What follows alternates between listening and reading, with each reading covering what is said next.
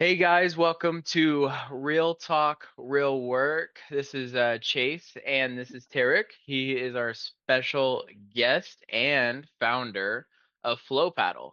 Tariq, I'll give you the floor. Share your story with us. I want to hear more about your story and how you created FloPadel. Okay, just a brief intro. I belong to Pakistan and I was always into IT. And sports as a business isn't too big in Pakistan. So when we were growing up, we were told, look, if you want to sort of make something of yourself, either become a doctor or an engineer, basically. So I took the engineering route. From there, I sort of went into IT, went to the Middle East, worked there for a bit, then came and settled in UK, where both my kids went through school and uni. So I kept working in IT till I was about 55 years. And then the kids by that time had started to kind of do their own thing. And I'd always advise them to just follow their passion. And then at 55, decided to follow my own passion There you and go. get into sports myself.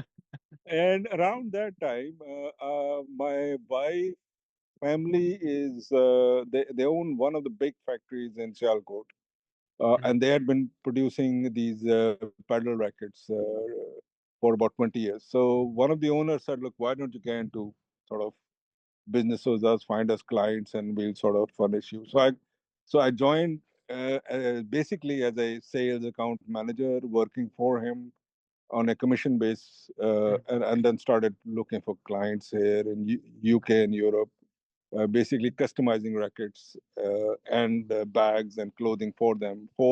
But always focused on paddle. Uh, but then, I thought, right, I say all these things, but I never get to see the results because they place an order, they receive the order, and I hear nothing of it. So yeah, it wasn't very intimate, right? Okay. So that's when I thought of this idea to kind of set up my own brand and just sort of uh, design models of my own vision and my own creation. And I have been designing and testing these models around my own community, paddle community as such. Hmm. So sort of getting my own community members to try out various types of rackets according to their swing speeds and seeing what the results are. Hmm.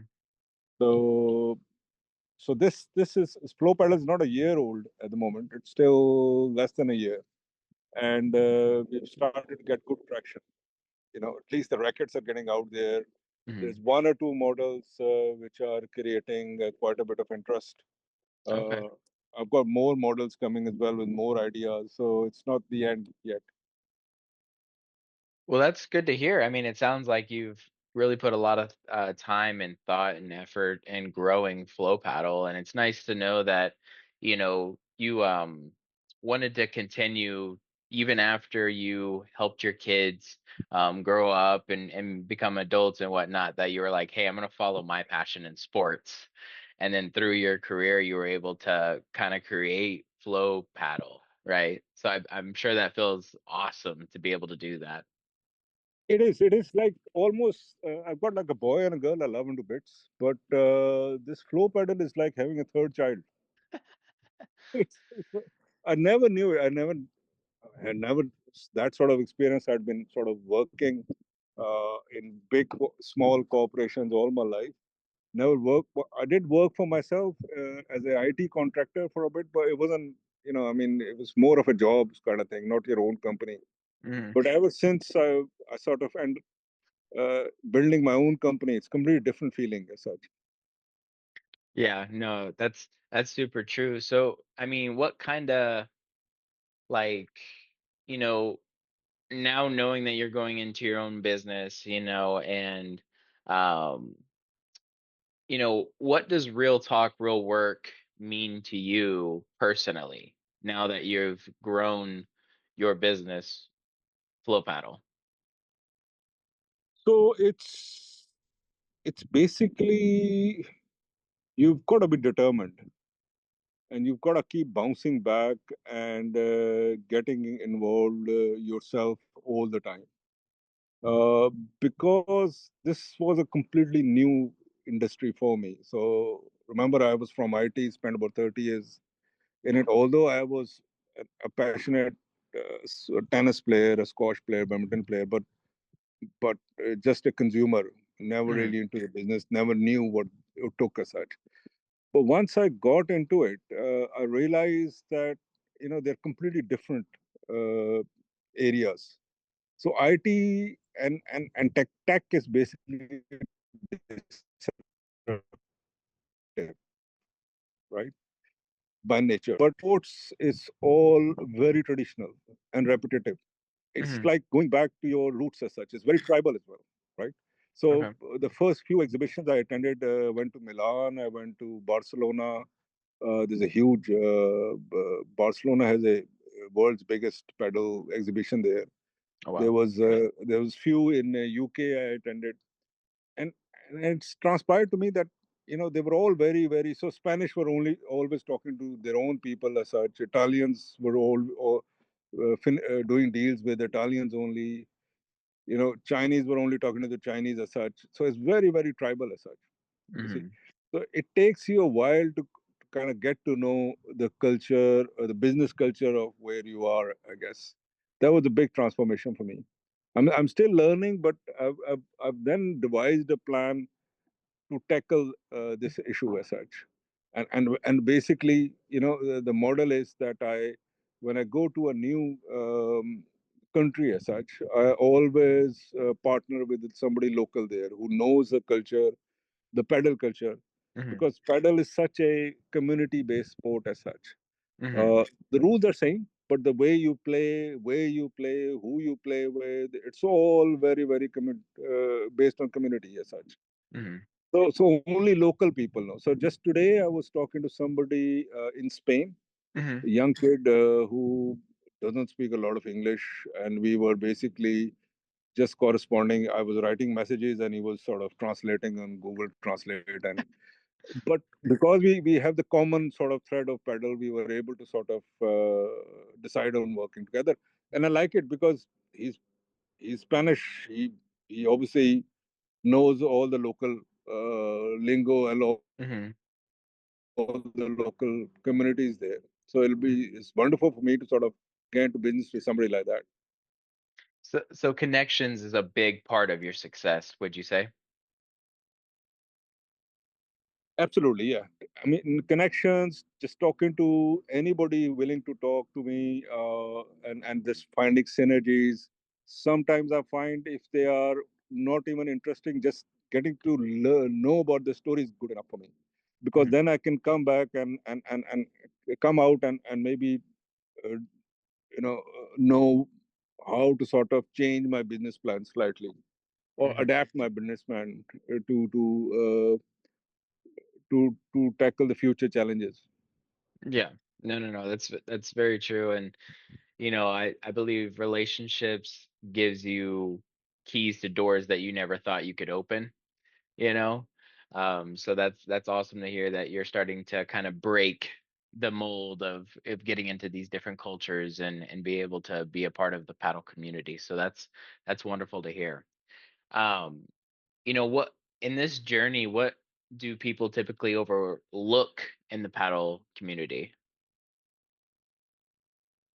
So basically, people kind of, I mean, you can't blame them as well. I mean, they kind of look at the end products, Hmm. but what they don't see is the whole story behind, you know, of the visits to the factory, the testing of the prototypes, the feedback, which is good and often bad in the beginning, or from the players, long drives to the clubs, the unanswered messages, the hundreds of messages I've sent around, and and and basically, personally for me, it's just the new industry basically, because I don't have anybody apart from my family who has been very much based in Sialkot and in the factory as such. Mhm. They come out once or twice a year to kind of go out and meet their clients, but generally throughout the year they're based in Cellcode. So I don't really have a lot of contacts within the factory. I've had to within the industry. I've had to sort of make my own. Mhm. Uh, and then I worked with typically very low marketing budgets. I mean, first year I told myself everything I have to do on my own, just so that I can learn how to do it. So when and if FloPadel grows, and I have money to put aside for marketing, at least I should know what to tell them, what to expect. Mhm. You see, uh, and I didn't go for any celebrity endorsements because one of the big uh, drivers for me was to keep the price very reasonable. Mhm. So the idea was not to basically keep the price exuberantly high, because remember this brand has come out of clubs. So I wanted to sort of get the players to sort of uh, go through these rackets, because generally you need to change your racket around 6 months. Mhm. The foam inside dies. It deforms after a while after playing as such. So unlike tennis and badminton, where you can change the strings to refurbish the racket, you can't do that in paddle. So Oh. the only option is to replace the racket. Oh, wow. So Yeah. there's no way to refinish it or any of that. It's just once it's gone, it's gone. Once the foam, because what happens is you put all the cover and the foam in a mold, put some glue in it, and you basically leave it in the oven, and it just molds together. And then you sort of just finish it and give it a shape or graphic design or put whatever on top as such. But you can't reopen and change the foam and put it back again, because as soon as you open the racket, it's destroyed. Oh, You see, wow. so that's the one thing I was very uh, aware of, when because I came from a tennis background. Is there are no strings, right? Mhm. So with tennis, it makes sense. I mean, I have Babolat frames as such, and I've got them for more than 3 years. Don't have the need of changing any of those, because Mhm. all I do is I just go and change the strings, right? I Yeah. have one stringer who knows what tension is. I know the strings that go in. It's very easy, but you can't do that with, unfortunately, with pedal rackets. You see, Oh. So does Flow Paddle, what type of sports do you currently service in the paddle industry? Like pickleball, squash? What are the sports that you typically create these paddles for? we just focus on pedal tennis. We don't Okay. do pickleball. Pickleball is a different construction. Squash and tennis are two established industry, so that's going to be almost impossible for me to sort of break into. Oh, okay. Padel is an up and coming sport, especially in US. So and I love the sport myself. I play almost every day. So it's easy for me to sort of break into it, I think. Okay. Yeah. And say if someone in the US wanted to, get one of these paddles, it's as accessible, right, for all US people to be able to purchase this paddle on your website? So we don't have the website open to the US at the moment, because we're still looking for a partnership in US. Oh, very Uh, cool. we are going to sort of we have established contact with an ambassador. Contract with him is finalized. He'll be based in Canada. So we're looking, and we've got a few people who are interested in America as such. Hmm. But that's the preferred model, because what uh, the flow pedals ideology is to sort of.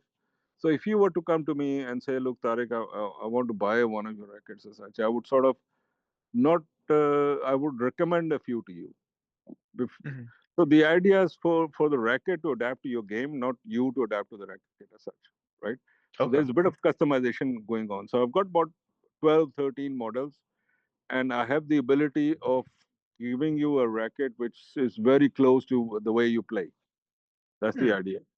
So that requires that there's somebody local who's able to sort of give you those rackets so you can test them out before you decide which one's the right one for you.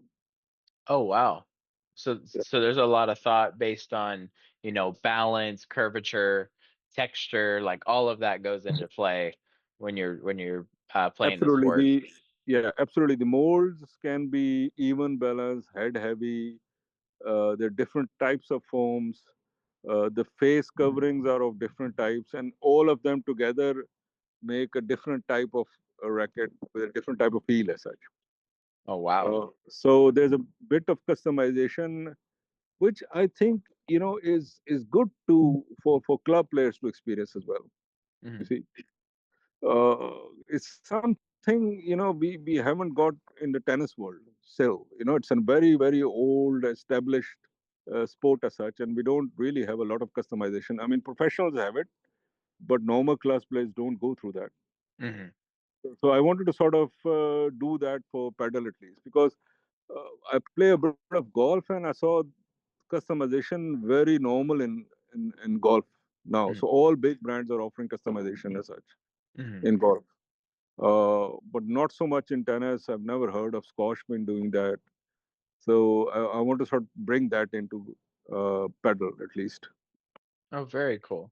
So I wanted to ask you, like, Mhm. with you knowing and being in the market and all your expertise, and also having to create like your own connections and whatnot, how do you handle the doubt or pressure when it shows up? So it's because I've played sport all my life, Chase. I use the same principles. So, like, I mean, you play a club match, there's a bit of pressure, right? You play a tournament, there's pressure. So the only way is to put yourself in that situation over and over again till you get used to that pressure, right? The Hmm. first few times it'll be a bit of anxiety, maybe high anxiety, but you put yourself in that situation over and over again and you get used to it. Simple. And then at some stage, you know how to play with the pressure as almost like a opponent as such. You see, Hmm. you thrive in that atmosphere. And in sports now, if I don't play intense matches, I my game doesn't really come up that much.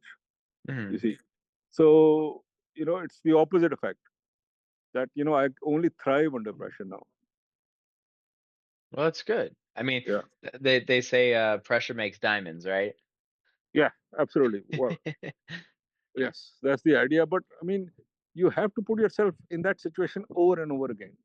Mhm. You need a little bit of courage. Don't run away from it. Just prepare the best you can, but jump into it. Jump into the situation and try and deal with it. So Is be my advice. so basically be comfortable with the uncomfortable, correct? Uh, I mean, prepare for the unseen. Prepare for the high pressure of the situation as such as best you can. Mhm. But don't be afraid to. Don't run away from it. Don't try and hide. Just tackle it head on. That's good advice. That's good advice. So, I mean, what would you what would you say, or what type of advice would you give to the younger generation whenever they want to start their own business?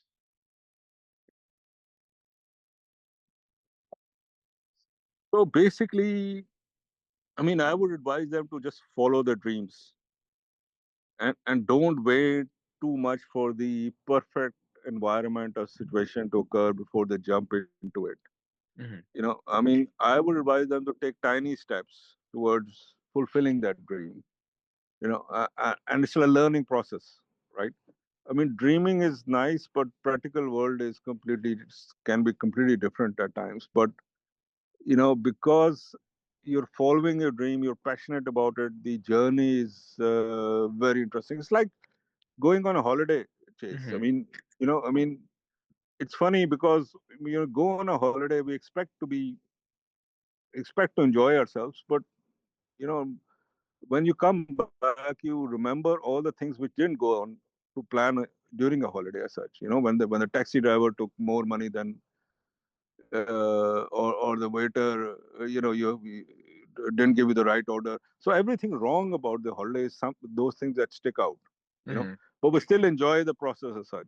So treat the business like a holiday session. Just enjoy the process, uh, and just stick with it. It just becomes easier after a while. Very good. Very good advice. What would you say, or what do you want people to take away from this conversation today? I think I'm not there yet. I mean, it's still a year, but I think it's just so much. So I'm going to be 60 in a few days, right? And I never thought I could do something like this, but Hmm.